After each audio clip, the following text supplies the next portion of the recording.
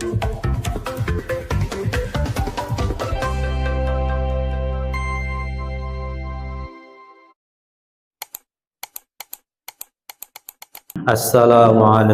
warahmatullahi wabarakatuh.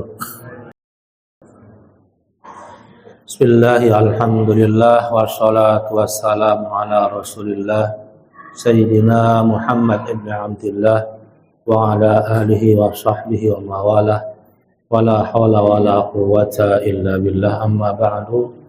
Faya ayuhan nas usikum wa nafsi bi taqwallah faqad fazal muttaqun.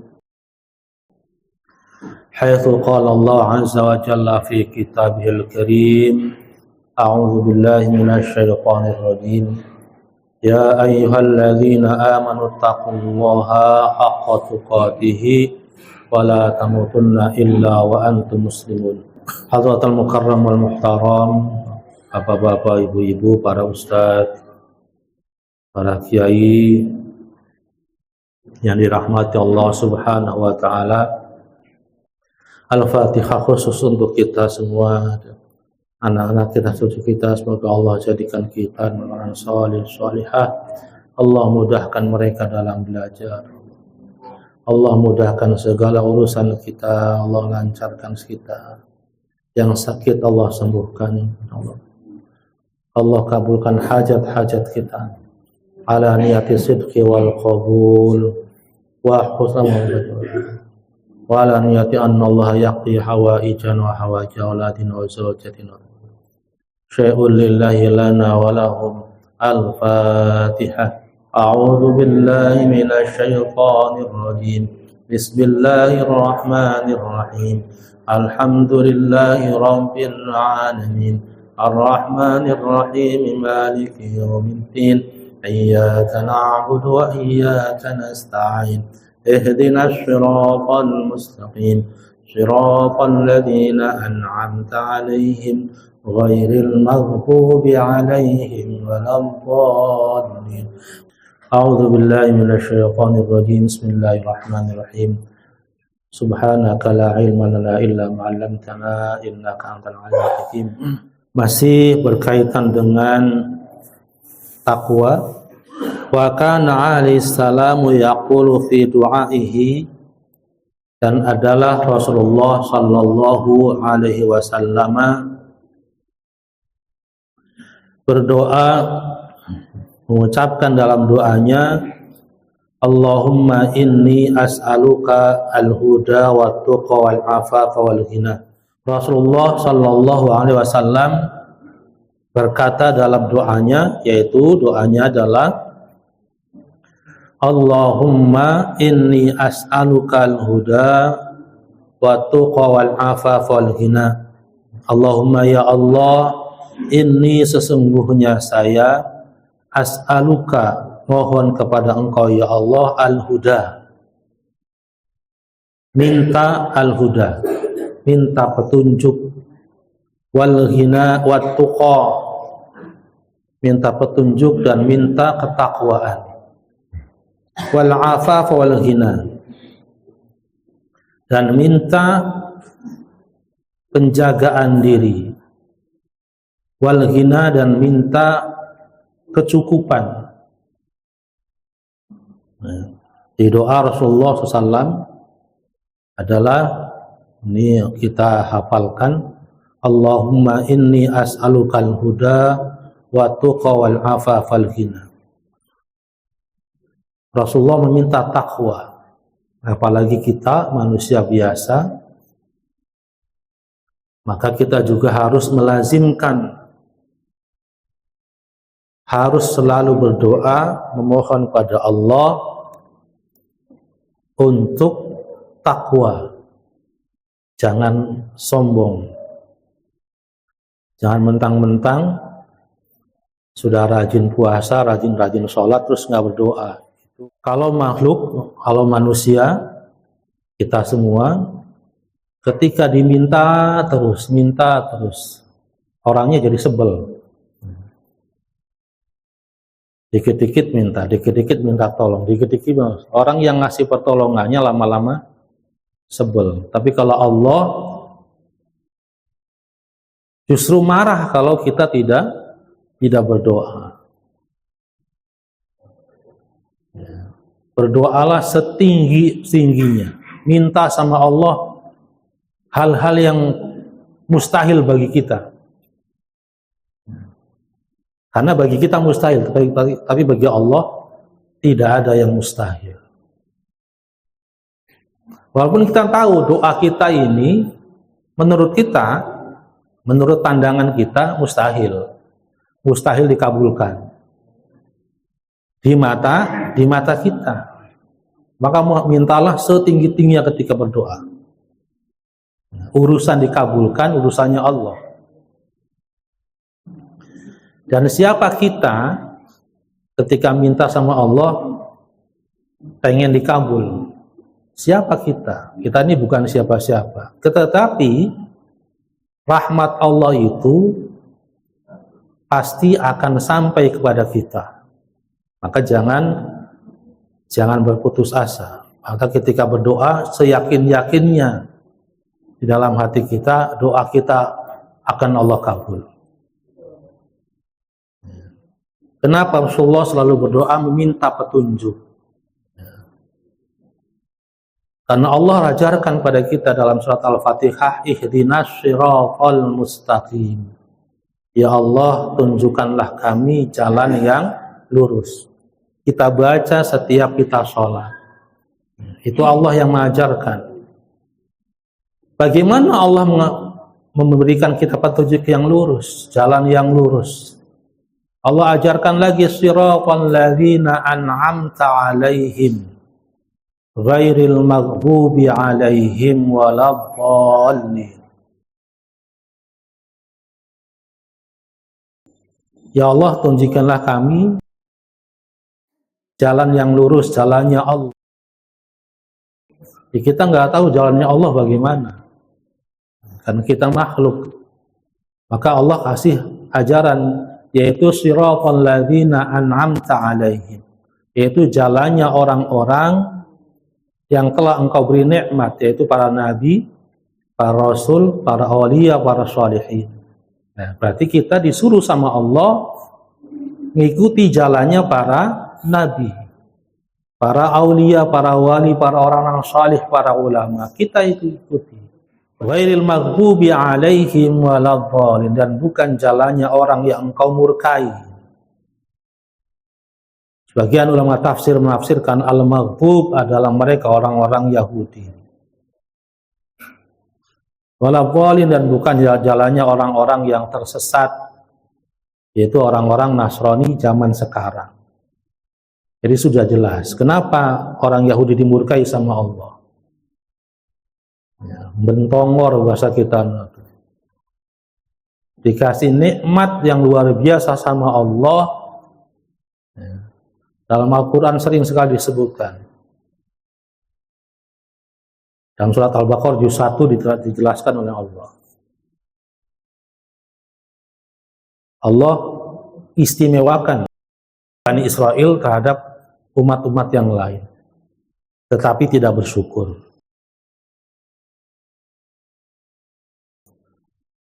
Jalannya orang-orang Yahudi bagaimana?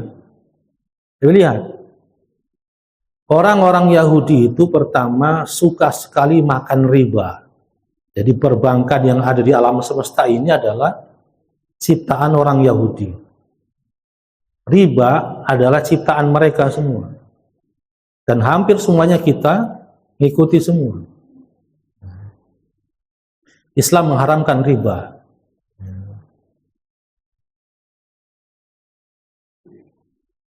Menipu, berdusta,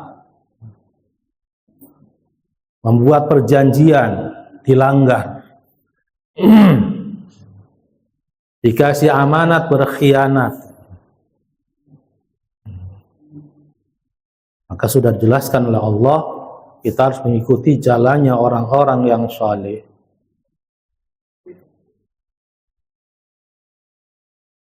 Dan ketika itu Rasulullah mohon petunjuk, kemudian dan ketakwaan.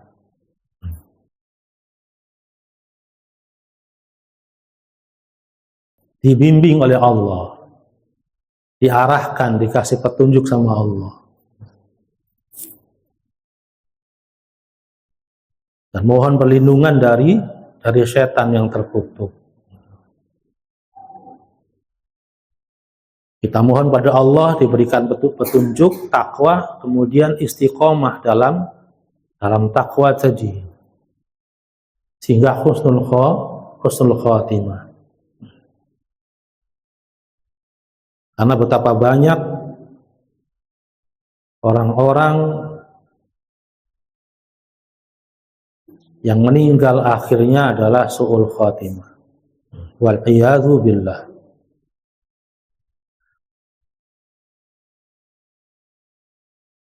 Wa qala alaihi salam, kemudian Rasulullah bersabda, la fadla li abyadha ala aswadin wala li arabiyyin ala ajamin illa bi taqwallahi, antum min adam wa adam min turab. Wa qila ya Rasulullah man akraman nasi, qala atqahum al-hadis. Dalam hadis yang lain Rasulullah bersabda, la fadla li abyadha ala aswadin. Tidak ada keutamaan, tidak ada kemuliaan bagi orang yang putih atas orang yang hitam.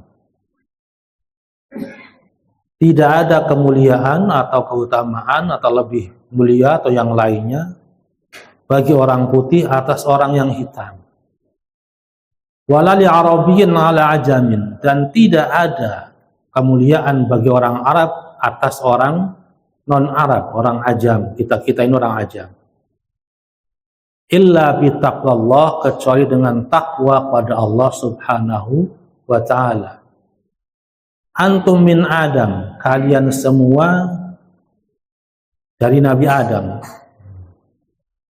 Wa Adam min turab, dan Nabi Adam diciptakan dari tanah. Wa qila ya Rasulullah, kemudian para sahabat bertanya, ya Rasulullah, man akraman nasi, siapa orang yang paling mulia ya Rasulullah? Qala atqahum, Rasulullah menjawab, adalah orang yang paling bertakwa di antara mereka. Jadi bapak-bapak, ibu-ibu, adik-adik, jadi orang ketika bergaul dengan sesama kita manusia, gak usah minder dengan orang yang kulitnya putih, gak usah minder dengan orang yang tinggi, orang yang ganteng, orang, waduh kita kok ireng ya, ngerasa jelek. Gak boleh kita minder, rendah diri di hadapan para makhluk Allah. Di hadapan Allah harus kita rendah diri. Tetapi di hadapan makhluk, kata Rasulullah, tidak ada kemuliaan bagi orang yang kulit yang putih terhadap orang yang kulitnya hitam. Enggak. Tidak juga bagi orang Arab terhadap orang-orang ajam, kecuali dengan takwa pada Allah. Kita kadang ya emang dari zaman dulu ya, karena dijajah Belanda lama, pola pikirnya jadi pribumi ini rendah. Bahkan sampai ada kata-kata kowe, kemudian kula. Kalau Cirebon bahasanya apa? Ingsun. Indramayu, reang. Bukan kula. Kula itu dari kawula, dari budak. Itu kosakata yang dibuat orang Belanda supaya orang pribumi itu ngerasa rendah diri. Akhirnya begini terus, akhirnya dijajah terus. Padahal Rasulullah bersabda, tidak ada keutamaan bagi orang yang kulit putih terhadap orang kulit hitam. Orang Arab atau orang ajam, kemuliaan itu ada bagi orang yang bertakwa. Hingga dijelaskan siapa yang paling takwa, yang paling mulia di antar manusia adalah atqahum, yang paling takwa. Ini hadis Rasulullah menjelaskan tentang surat Al-Quran firman Allah, Inna khalaqnakum min dzakarin wa untha wa ja'alnakum syu'uban wa qabaila lita'arafu. Inna akramakum indallahi atqakum. Sesungguhnya kami jadikan kalian manusia bersuku-suku, berbangsa-bangsa, lita'arafu, untuk saling mengetahui, untuk saling mengenal, bukan untuk saling merendahkan. Kamu Cina ya, kamu Jawa ya, kamu Sunda ya, nggak ada. Justru lita'arafu, untuk saling mengetahui, saling mengenal, saling memahami.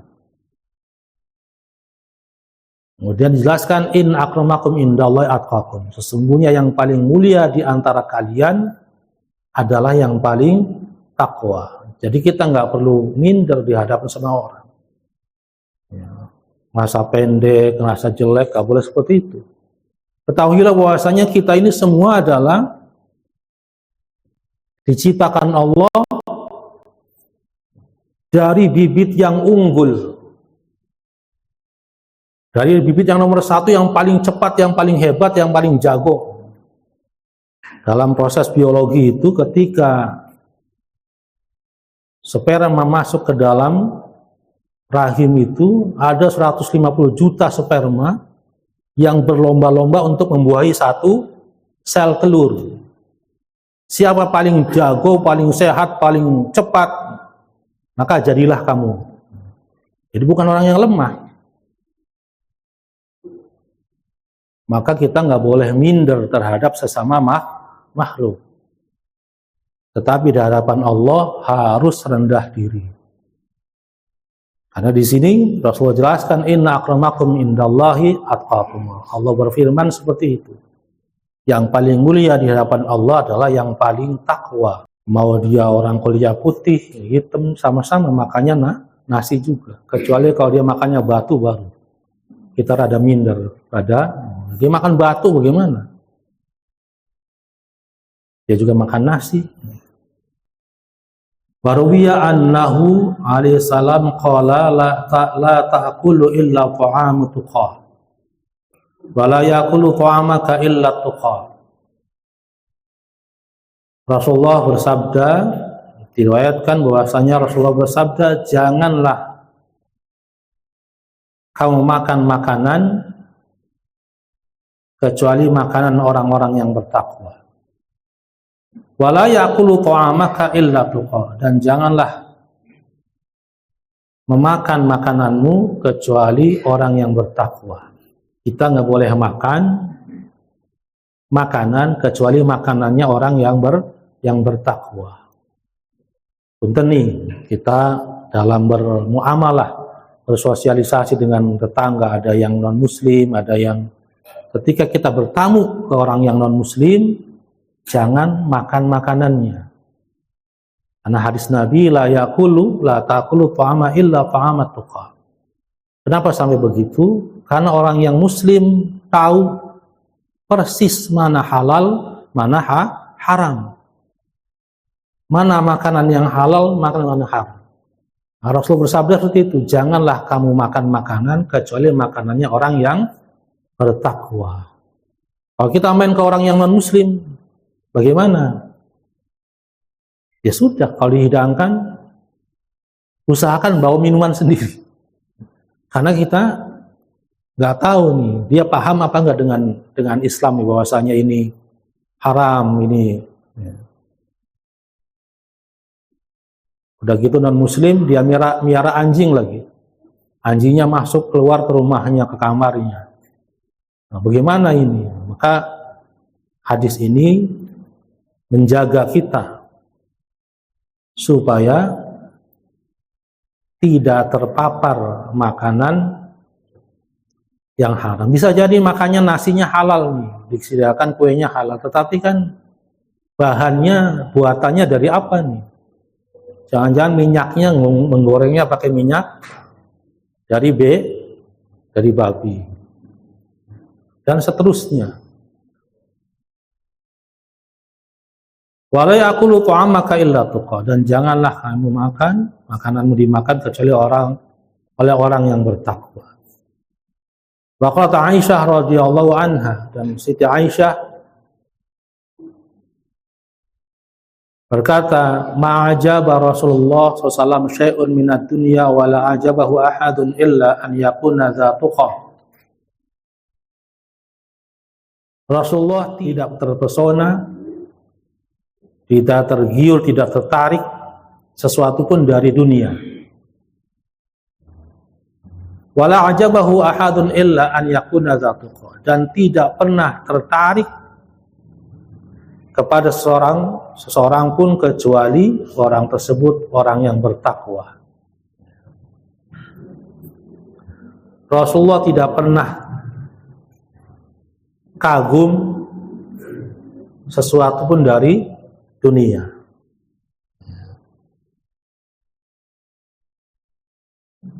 Dan tidak terkagum-kagum terhadap seseorang kecuali orang itu orang yang bertakwa.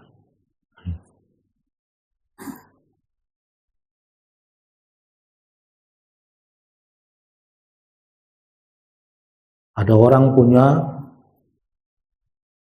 hartanya banyak, rumahnya banyak, Rasulullah tidak terpengaruh, tidak kaget, tidak tertariklah dari urusan-urusan dunia. Beliau hanya tertarik dengan urusan akhirat. Semua yang ada pada beliau siapkan untuk akhirat. Beliau nggak punya tabungan, tabungannya tabungan akhirat. Tidak ada uang dinar atau dirham di kantongnya Rasulullah bertahan sampai 3 hari. Kecuali langsung disodakohkan. Jadi ketika Rasulullah hidup itu, ada orang datang bertamu, tamunya dikasih. Yang ada dikasih. Ada apa di kantong bajunya?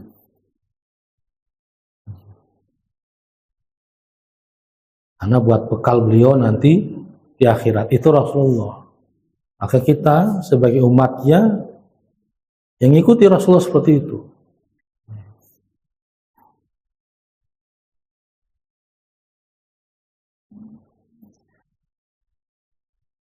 Kalau kita kan lainnya, ada orang ganteng kagum. Ada orang artis yang apa kagum, ada mobil Alphard lewat, ya ketika mati juga nggak dibawa. Ada nggak orang mati bawa Alphard? Nggak ada. Maka kita mohon pada Allah jadi orang yang takwa, istiqomah, sabar. Kamu belajar sabar itu sama bapak-bapak yang suka mancing, belajar sabar sama beliau. Karomahnya orang mancing apa? Pertama orangnya sabar bisa. Jam 6 berangkat mancing, masukin kail, cemplung, semenit dikit nyamuk plek, nggak gerak bu. 2 menit, setengah jam, anteng, sabar luar biasa. Sampai 1 jam. 3 jam, nggak pindah-pindah. Terus yang kedua pelajaran orang mancing adalah husnul dzonnya luar biasa besar pada Allah. Baik sangka sama Allah besar sekali. Padahal kemarin mancing nggak dapat. Besok berangkat lagi bawa tempat ikan lebih gede lagi. Padahal kemarin nggak dapat. Bawa lagi tempat mancing yang tempat ikannya lebih gede lagi. Padahal maka luar biasa husnudzon sama Allah. Barangkali hari ini lebih besar lagi. Datang lagi ke tempat yang sama lagi. Lu sabar luar biasa. Gerimis Pak, turun, nggak pindah. Itu jeleknya begitu. Segila-gilanya orang gila ketika hujan minggir, orang mancing ya salam, anteng aja. Kelemahannya apa yang orang mancing kedua? Gak bisa maju orang mancing itu. Kalau maju, nyemplung Pak. Ya. Kalau maju nyemplung. Sabar, istiqomah, husnudzon sama Allah luar biasa orang mancing. Ada yang suka mancing sini, Pak. Melatih kesabaran. Melatih husnudzon sama Allah. Ketika ini ya pelajaran apa namanya? Pelajaran tentang tawakal pada Allah. Allah perintahkan kamu bawa pancing. Setelah bawa pancing, masukkan umpannya, lemparkan. Jadi lemparkan, kita nggak berharap ikan apa yang akan dapat. Ikan itu urusannya Allah. Barangkali yang nyangkut ikan nila, yang nyangkut ikan, kalau dulu zaman sekarang ikan keting loh ya. Sering banget saya waktu SD itu mancing, pasti dapetnya ikan keting. Seneng banget, saking senengnya narik ikan keting, nyantep di sini, Pak. Waduh, sakitnya luar biasa. Sabar, istiqomah, husnudzon sama Allah. Itu orang mancing. Maka nggak ada ibu-ibu yang suka mancing, Pak. Karena ibu-ibu banyak kan nggak sabar. Wah, makanya kalau ada bapaknya mau mancing tuh marah-marah, mancing, kali apa mancing tuh? Wa qala Aliyun karamallahu wajhah, innahu la yahiju 'ala taqwa zara'ul qaumin wa ba'na yahiju yahliku. Sayyidina Ali karamallahu wajhah berkata bahwasanya tidak akan rusak di tangan orang yang bertakwa zara'ul qaumin, tanaman orang-orang. Artinya kalau yang mengurus kebun, mengurus ladang, mengurus sawah orangnya bertakwa, tidak akan rusak. Malah jadi berkah dan banyak hasilnya. Karena yang mengurusinya orang yang bertakwa. Kalau yang jadi pemimpin kita orang bertakwa, insya Allah negaranya jadi makmur. Baldatun thayyibun wa rabbun ghafur. Tapi kalau yang ngurusnya bukan orang bertakwa, sana sini habis, kurang terus. Sumatera udah gundul hutannya. Sekarang Papua digundulin. Aceh sudah banjir luar biasa besarnya. Bukan banjir air, banjir lumpur tinggi. Karena hutannya dibabat jadi kebun sawit. Sekarang pindah ke Papua. Wal'iyadu billah, mudah-mudahan Allah berikan petunjuk hidayah pada pemimpinan kita. Baik, waktu pesantren ada pelajaran Qari'ah Rasyidah, bacaan yang beri petunjuk. Ada aki-aki ketemu dengan khalifah, lupa namanya siapa ya, Harun ar-Rasyid. Aki-aki itu di tengah ladang lagi nyangkul, kemudian nanam bibit kelapa. Tanam di situ, lewatlah si khalifah tadi. Kemudian negur, ya aki, sampai lagi ngapain? Khalifah, nggak lihat saya lagi nanam kelapa. Sampai itu udah tua, umurnya ada bentar lagi mati. Kenapa nanam kelapa? Nggak bakal bisa metik hasilnya. Kelapa itu paling lama 6 tahun, tahu tinggi, kemudian 7 tahun baru berbuah. Nggak nyampe umur aki-aki. Kata aki-akinya, ya khalifah, akalna wa ma zara'na. Kami semua makan bukan apa yang kami tanam, tapi orang-orang dulu yang nanam itu, kita yang makan hasilnya. Maka begitu juga saya nanam ini bukan untuk saya, buat anak cucu saya. Kata si khalifahnya, bener engkau, bener aki-aki. Iya, bendara kasih duit. Ini hadiah buat aki-aki karena memberikan pelajaran buat saya. Nah, aki-akinya cerdas. Lihat khalifah, lihat tuh, saya baru nanam udah dapat duit nih, dapat hadiahnya. Waduh, kata khalifahnya, bener lagi, dikasih duit lagi, kasih hadiah lagi. Tuh 2 kali, kata khalifah, udah pergi, bisa habis duit kita. Saking cerdasnya aki-aki tadi. Pelajarannya adalah bahwasanya kita ini makan kelapa Bukan kita yang nanam, tapi bapak kakek kita yang nanam. Kalau bapak kakek kita nggak nanam, nggak mungkin kita bisa makan kelapa, bisa. Kalau kita nggak nanam, anak cucu kita mau nanam apa? Mau makan apa? Bukan mikir bagaimana ke depan anak kita. Maka kata Sayyidina Ali seperti itu. Tidak akan rusak tanaman satu kaum kalau yang ngurusi orang yang bertakwa. Anak pikirnya jauh ke depan. Sampai Rasulullah bersabda, apa yang akan kamu lakukan, kata Rasulullah, ketika di tangan kananmu ada biji kurma, sementara besok kiamat. Dibuang, apa ditanam? Kata Rasulullah, tanam saja.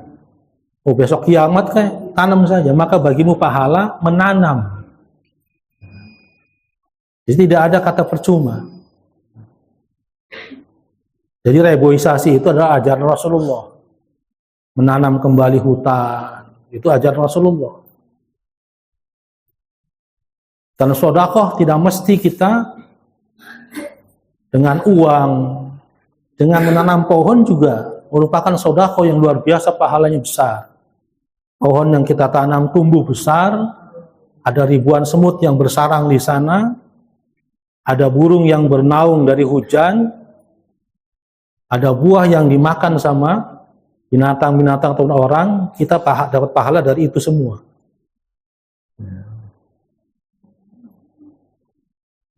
Sekali lagi di sini Sayyidina Ali mengatakan tidak akan rusak tanaman suatu kaum kalau yang mengurusinya orang yang bertakwa.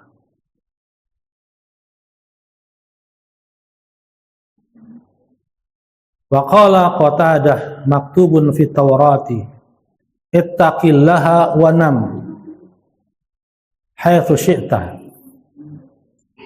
Dan Imam Qatadah berkata, maktubun fit Taurat, tertulis dalam kitab Taurat, ittaqillaha, bertakwalah kamu pada Allah, wa nam haitsu syi'ta, kemudian tidurlah bagaimana kamu sukanya bagaimana. Yang penting pertama bertakwa dulu pada Allah, kemudian tidur terserah bagaimana. Ada kisah Imam Junaidi al-Baghdadi, ini wali Allah, orang Baghdad, orang Irak yang luar biasa. Dia matanya Allah buka, bisa melihat setan. Satu saat dia masuk masjid, siang-siang. Di masjid itu ada satu orang yang lagi sholat, lagi ibadah, ada satu lagi yang tidur. Imam Junaid al-Baghdadi ini ngelihat ada setan banyak menertawakan orang yang sholat tadi. Ada lagi setan yang bagiannya ngipasin orang yang lagi tidur tadi. Dikipasi. Akhirnya si Imam Junaid berada heran nanya, setan, kenapa kamu menertawakan orang yang sedang sholat tadi? Dari awal sampai akhir, kata setannya, dia sholatnya salah. Semua dari awal sampai akhir sholatnya salah. Maka saya tawain. Terus itu kenapa kamu kipasin orang tidur tadi? Itu yang tidur santri. Yang tidur ustadz. Maka saya kipasin supaya nyenyak tidurnya. Kenapa? Kalau dia bangun ngasih tahu itu sholatnya salah. Jangan, biarin aja biar nyenyak. Ini orang bertakwa lagi tidur. Dikipasin supaya tidak membenarkan orang yang bodoh lagi sholat. Maka di sini orang yang alim, yang takwa, lebih setan takut daripada orang bodoh, ahli ibadah tapi bodoh. Ada kita ngaji itu untuk supaya kita naik menjadi orang yang bertakwa. Jadi orang yang soleh, pandangannya jauh ke depan. Wa qala Amash, man kana ra'su malihi taqwa kalatil alsinatu an antasifa ribhuhu. Berkata Imam Amash, man kana ra'su malihi at-taqwa, siapa orangnya yang modalnya itu adalah takwa, kalatil alsinatu an antasifa ribhuhu, maka lidah itu tidak bisa berkata-kata untuk menerangkan keuntungannya apa. Orang yang modalnya takwa, maka nggak bisa dikata-kata bagaimana keuntungannya, pasti besar luar biasa. Maka di sini kita diajarkan untuk bertakwa, diajarkan untuk ngaji, kemudian takwa. Rasulullah ketika menjadi penjual, menjadi karyawannya Sayyidah Khadijah, itu luar biasa. Teknik cara berjualannya beda dengan kebanyakan orang-orang Arab ketika itu. Sehingga ketika Rasulullah berjualan, berdagang, menjualkan dagangannya Sayyidah Khadijah, seller. Rasulullah itu sales dari barang dagangan yang dimiliki Sayyidah Khadijah. Ketika beliau bawa ke negeri Syam, orang itu nunggu semua kapan Nabi Muhammad datang. Dan cuek terhadap dagangan-dagangan orang lain. Karena pertama, produk yang dijual sama Rasulullah adalah kualitas nomor 1. Kedua, harganya masuk di akal. Bisa ditawar. Dan Rasulullah ketika ngambil untung, nggak begitu besar. Dibeda dengan penjagaan yang lain. Harganya 50.000, dijual 100 kali lipat di 100.000. Kenapa 100.000? Ketika ditawar supaya tetap. Rasulullah nggak begitu. Ini Pak, harga asli dari Siti Khadijah 50.000. Bapak mau ngasih untung berapa? Yang penting Bapak ngasih tahu saya dari sana ke sini berapa biayanya. Tidak pernah Rasulullah bawa barang dagangan, kembali lagi barang dagangannya ada, habis lalu. Wa kana Bashar al-Hafi yunshidu, dan Imam Bashar al-Hafi membuat nasyid, membuat mautut taqa hayatun la nafadalah. Mautut taqa hayatun la nafadalah. Qad mata qaumun bahum fin nasi ahya. Meninggalnya orang bertakwa itu hayatun la nafadalah. Orang yang bertakwa itu ketika meninggal, dia tetap hidup di hati masyarakatnya dan tidak hilang. Tetapi qad mata qaumun wa hum fin nasi ahya. Akan tetapi banyak orang sudah mati padahal dia masih hidup di kalangan manusia. Gambaran bagi kebanyakan orang. Orang yang bertakwa dia meninggal tetapi masih hidup di tengah masyarakat. Ilmunya, Rasulullah meninggal tapi tetap ilmunya, ajarannya masih dipelajari sama kita. Di banyak orang yang masih hidup tapi kayak orang sudah mati. Ini gambaran bagi orang-orang yang bertakwa.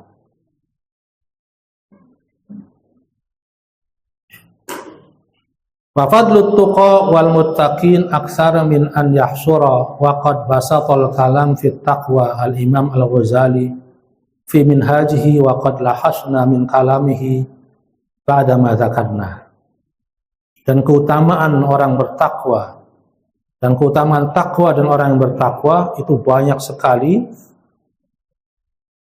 tidak bisa untuk diringkas, dan sudah banyak sekali perkataan-perkataan orang-orang ulama tentang takwa, dan Imam Ghazali menulisnya dalam kitabnya Minhaj.